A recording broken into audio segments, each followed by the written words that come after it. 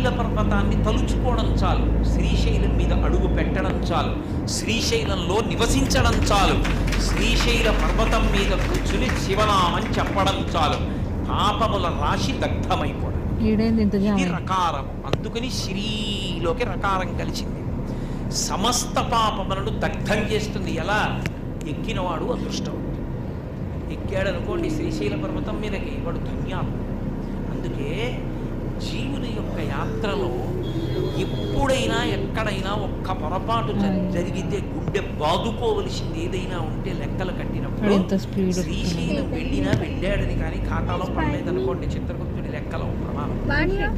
జీవుడికి చిత్రగుప్తుడికి వాదన వచ్చిందనుకోండి, అయ్యా నేను వెళ్ళానండి ఒకసారి శ్రీశైలం, అంతకుముందు పాపం ఎక్కడుంది, కాలిపోవాలిగా, వచ్చిందండి వీడు వెళ్ళానంటున్నాడు, ఇదే అలవాటు, వీడు ఇలాగే చెప్తుంటాడు, మహారాజా నమ్మకండి వీడు వెళ్ళలేదు అన్నాడు.